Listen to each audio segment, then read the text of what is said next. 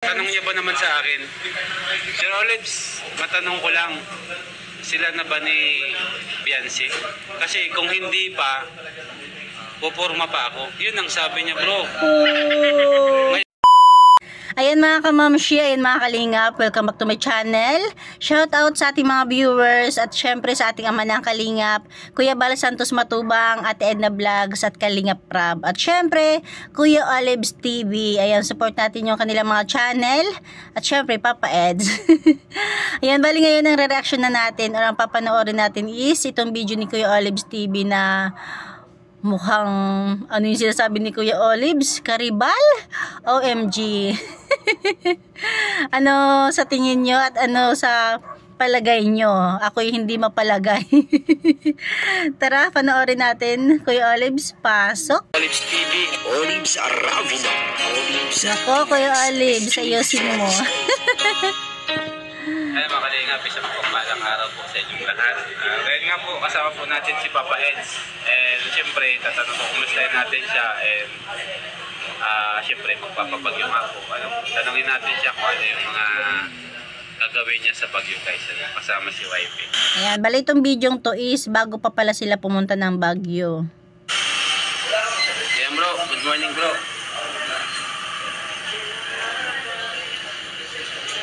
Seryosong Papa Eds. Bahay pala kayong Bagyo bro. Ha? Bahay pala kayong Bagyo. Kumusta na bro? May naano kasi akong vlog mo, may napanood kasi ako. May napanood kasi akong vlog mo bro. Na sabi mo doon sa matanda, nasa Mercedes daw yung asawa mo. Oh! Speaking of Mercedes. Sino ba yung nasa Mercedes? Ikaw, Papa Eds, may asawa ka na pala. Ang dami nagtatanong sa akin bro. Nagtatanong sa akin kung may asawa ka na pala. Nagmasalong-salong. Ano yun bro, totoo ba yun? Masalong-salong Sinong kakilala nyo sa masalong-salong? Talaga mapagod vibes lang ito sa trip. Yes. Sa tatay medyo medyo masaway din siyempre, hindi niya maiwasan tumanong di ba? Oo. Napapakilig naman naman. Grabe mo, alam mo ba yung vlog mo na yon? Ang daming kinilig doon. Oh. Mahanap nga. Daming nag-react, nag-heart react. Grabe, kasi alam mo naman kung sino yung nasa masalong-salong. Kaya grabe. Ikaw, Papa Eds, pinagkakalat mo na. Grabe, and ayan bro, congrats sa inyong dalawa kasi stay stronger kayong dalawa ni Yes, Wifey. naman. Dapat lang mas matatagal sa mga. And kumustahin ko bro kasi wala na akong update bro Ngayon lang naman baga ako napasama at sobrang busy ako sa trabaho ngayon. Ngayon bro, kumusta na yung bahay ni Wifey? Ano na ba? Medyo malapit na? Malapit na yan. Ilang buwan na lang, dalawa na lang. Mga 2 buwan pa. Wow. So mga January pa, mga ganyan Saka-sakali. Malay nyo, hindi tayo nag-aalam. Tuloy-tuloy rin pala yung paggawa para surprise. Di ba? Mga January pa pala. Ang ribbon dating doon. Ayan. Pero ngayon bro, may tanong kasi ako ngayon na talagang may nag-chat sa akin kasi bro. May nag-chat sa akin. Wala sa mga chat na Parang allergy si Papa Eds sa mga tanong. Mabasa ng mga nagtatanong mga nandun nag-aasar lang. Nag-aasar lang? Oo, kaya sakit sa utak lang. Yung iba kasi, inaano ka lang. Gusto ka lang kasi. Inaasaran ka lang. Bahala sila. Kabay na ba sila? Nakaalam na mga bata ko sa ganyan wala ako nakikita ng proof. Hindi ako magalaw. Tama yun bro. At least, kapag atong ka sa may proof.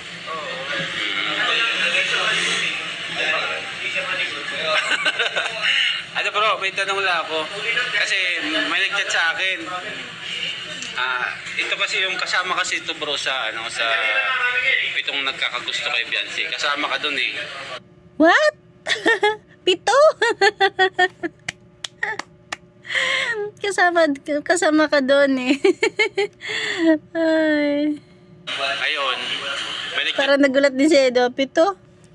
pitong nagkakagusto kay Beyonce. Kasama ka dun eh. Ayun, Pito? may nag-chat sa akin na isa. Oh. Sabi siya, ang tanong niya ba naman sa akin, Sir Olives, matanong ko lang, sila na ba ni Beyonce? Oh.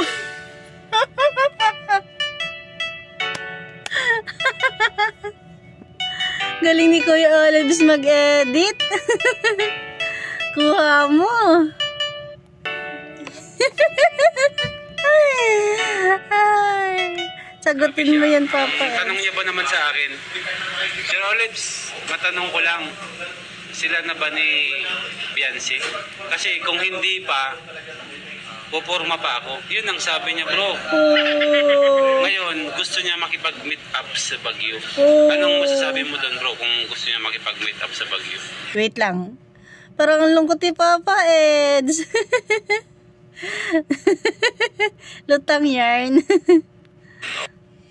Ah! Ulitin natin. Ang sabi niya, bro, ngayon, gusto niya makipag-meet up sa Baguio. Anong masasabi mo doon, bro, kung gusto niya makipag-meet up sa Baguio?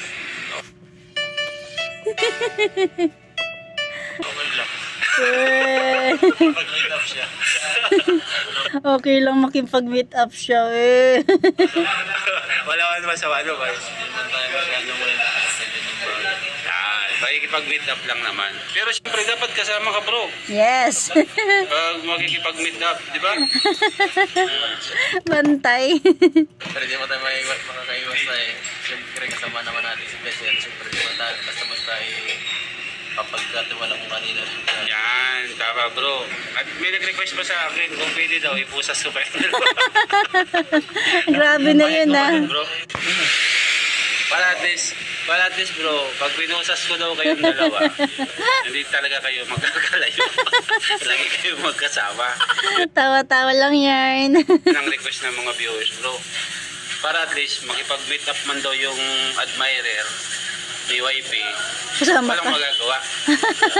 Kumbaga. Pero siyempre, hindi natin maalis, bro, na may mga admirer si Beyonce kasi alam nyo naman baga na Yes maganda, naman. matangkad, mabait. Kumbaga, nasa kanya na din yung mga katangian na Ah! Tandaan mo yung Papa Eds. lang magugustuhan ng isang lalaki. Masipag, 'di ba? Responsabling anak, kapatid, o ha? Kasi yung iba, 'di ba? Parang wala lang sa pamilya, pero si Beyonce, 'di ba, talagang sanay na sanay sa gawain, tapos sa mga kapatid. Pero, bukod doon, bro, ikaw rin pinapabantay. Alam mo kung bakit, bro? Parang hindi na ano ni Papa Eds, parang hindi na intindihan kasi wala siyang reaction. Malungkot si Papa Eds. Lutang yung isip niya nandun sa sa nagkakagusto kay Beyonce. Kasi sabi ni Kuya Olives, pati ikaw pinapabantayan. Pero si Edo walang reaction. And ulitin ko. Pero, bukod doon, bro, ikaw rin pinapabantay. O diba? Natawa si Kuya Olives. Natawa rin ako. Pero si Edo, parang hindi agad nag-instinct sa utak niya. Iba yung iniisip niya. Ay. Alam mo kung bakit, bro? Pinapabantayan ka rin ng mga viewers. Kasi baka daw may lumapit sa'yo doon. Ano sa tingin mo, bro? Ha? Bro? Yun na nga. Kaso yung lalapit sa'yo, bro, may ano daw, umaga gustong-gusto ka. Patay na patay sa'yo. Kaya, sabi ng viewers, pakibantayan. Ganyan game, pangit yung gano'n nananakal na. Tama. Galing naman ni Papa Eds. O, tama naman si Papa Eds. Huwag naman masyado mahigpit. Di ba? Kung siya nga okay lang sa kanya na may magpa-picture kay Beyonce, 'di ba? May makimit, makipagkilala. Tapos sa kanya okay lang din. pangit din yung mga supporters, mga viewers na masyado na silang higpitan, 'di ba? Maging demanding na. Dapat kung sila is okay lang, dapat tayo mga viewers o supporters okay lang din, 'di ba? Dapat hayaan nyo lang ang tao. Ito ka, patay na patay sa'yo. Kaya, sabi ng viewers, pakibantayan. Ha? Hindi ganyan guys, pangit yung gano'n nananakal na. Dapat hayaan nyo lang ang tao. Parang yung mga viewers tuloy yung nananakal. Kung ano yung, kasi kung babantayan naman natin, parang sinabi natin na Wala nang karapatan sa sarili niya. Parang walang tiwala, 'di ba? wala nang privacy yan. Ayan guys, Sana yung mga followers ng EDC, mga supporters, huwag tayo masyadong mahigpit sa kanila, 'di ba? Huwag tayong maging toxic na pwede maging dahilan ng ikasira ng EDC, 'di ba? Kaya tayo, kung sa kanila okay lang yung mga pangyari, sa atin okay lang din kasi pampagod vibes lang, love lang. malinaw ha. Siguro, tingin-tingin lang, kumbaga, at least, Saka, may sarili naman tayo hindi naman lagi dapat kailangan makita 24/7 ng galaw. Parang wala naman na tayong karapatan sa buhay natin. Yes. tama. Grabe naman. Wala tayong magagawa mo. Yung mga viewers mo kasi, mahal na mahal kayo. Pero wag ganun guys. Tama, huwag natin silang higpitan. Hindi sila robot.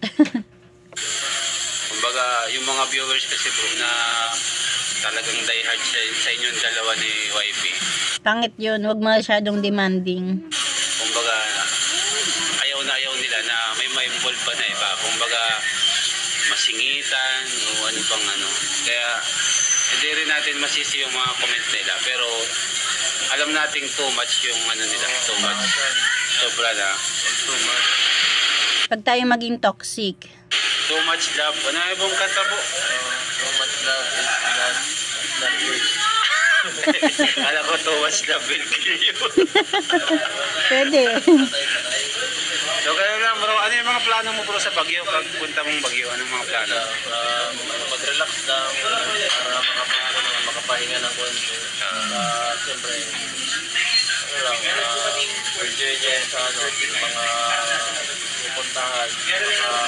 Pagkatapos pwede na makapasalubong para sa mga pamilya, sa mga tinutulungan.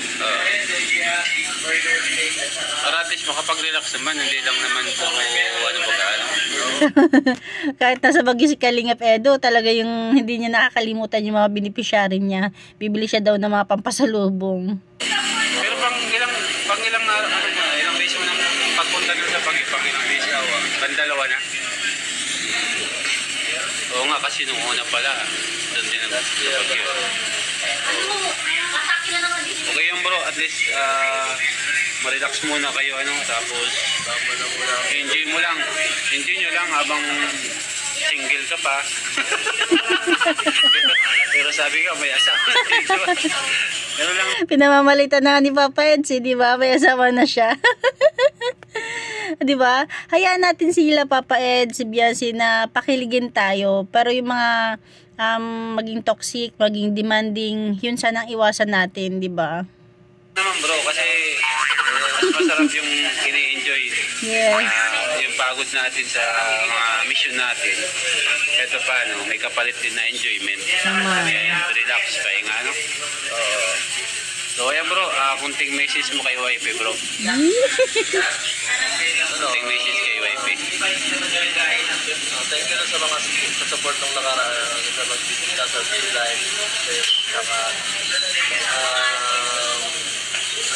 sa pagiging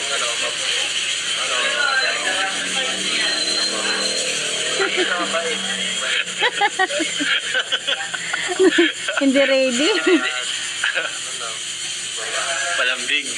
Hindi ba kasama yung malambing? Malambing ba si wife, bro? Hindi.